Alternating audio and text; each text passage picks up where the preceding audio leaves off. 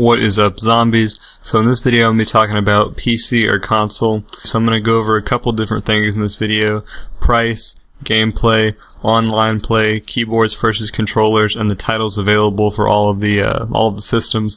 And hopefully by the end of the video you can look at what you want and pick what's best for you, console or PC.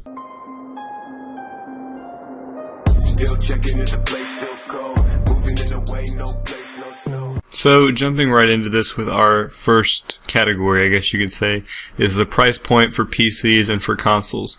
So the PC is definitely going to cost more every time. If you're trying to outdo your console, you're always going to have a PC that's going to cost more if you want to outdo the console.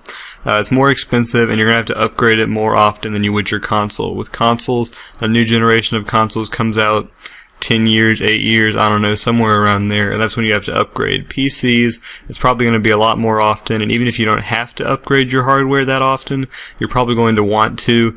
It's kind of like a thing you get really into. When I bought my high-end gaming PC, you're always going to say, I could get a little bit more frame rate, I could get a little bit more storage, it could be a little faster, and you're going to want to upgrade whether you have to or not. And your options there for trying to get a little bit lower price is you have a pre-built high-end gaming PC, and you can also build it yourself. If you get a pre-built, that eliminates all the hassle of building it yourself, waiting for parts to come in, blah blah. It just shows up at your door fully assembled, but that's going to cost you. The assembly kind of costs you something, and they usually way overcharge you.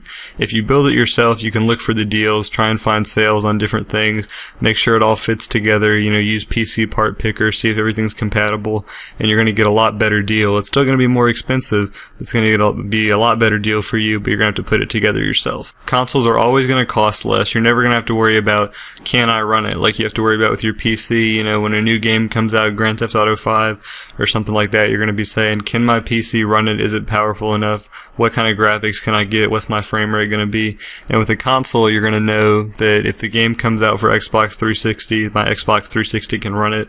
It's a lot less hassle in that way, and you're going to be able to go a lot longer amount of time without upgrading it, and have to even think about upgrading it until that next generation of consoles comes out. Next is the gameplay, which for PC is going to be totally subjective to how much you want to pay and all that sort of good stuff. But with PC, you have the possibility to get much better graphics, the possibility to get much smoother gameplay with those higher FPSs, 60 frames per second, 90 frames, whatever your monitor supports. And you also have the ability to mod your games and download other people's mods and, nitpick, tweak everything just the way you want it.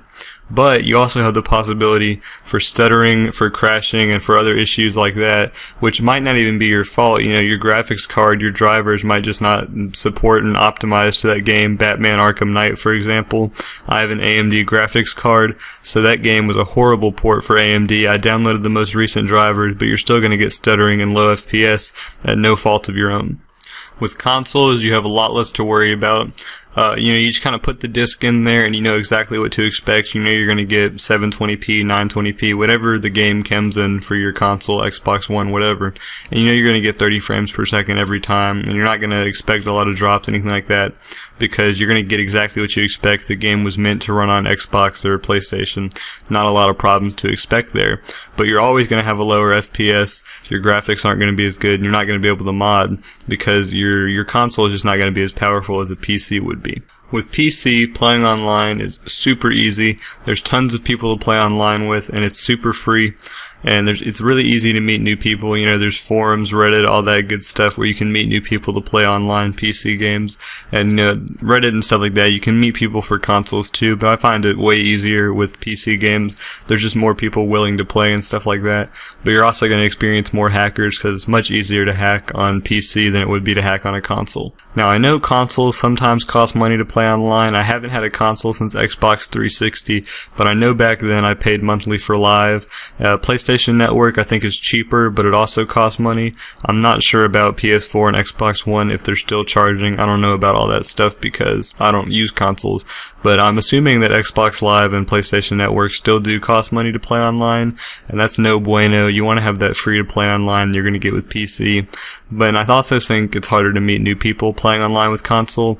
Whenever I played online with console back when I had one, it was kind of people that I knew in my day-to-day life that also had a console, and you'd say, add me, let's play some Black Ops together, blah, blah, blah. You wouldn't just meet people while playing online, and you would want to play with them again and add them to your friends list and stuff. That didn't really happen. That's kind of an only PC thing for me, at least.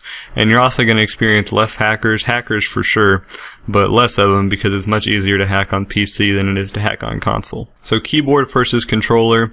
This one is really a lot depending on you too, but some games are better with a controller, racing games for example, and some games just require the accuracy of a mouse, first person shooters, stuff like that. You're going to want to have a mouse and keyboard for.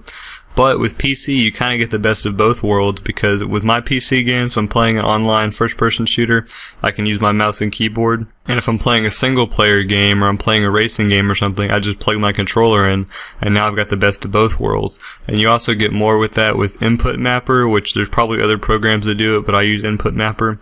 And it lets you tweak, like, what buttons do what, square jumps, maybe you want square to run, you can remap it.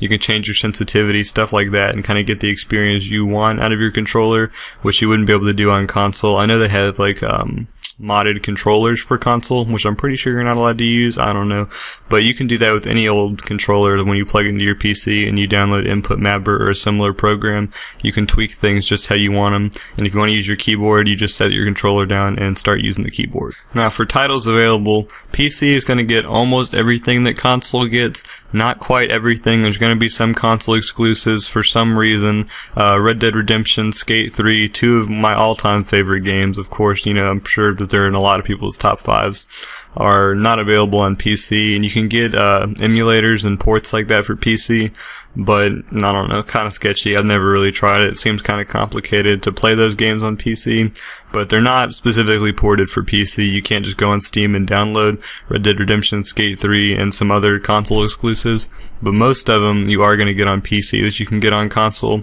and you're going to get more. You have indie titles, all sorts of fun games like that never even touch a console, and you also get early access to other games, the Division, stuff like that. You get the beta and the alpha access that you wouldn't be able to get on a console. So with consoles, you are going to get those couple exclusives, Red Dead Redemption, Skate 3, stuff like that are great games, but the PC exclusives far outweigh the console exclusives. A few on my desktop that I'm looking at right now: Stardew Valley, Euro Truck Simulator, American Truck Simulator, Ghost Recon Phantom, all sorts of these fun games that you're not going to get on your console, at least for right now. They might come later, but right now these are all PC exclusives, and you guys are missing out on a lot and have the consoles. There's thousands of PC games that you guys are never going to see.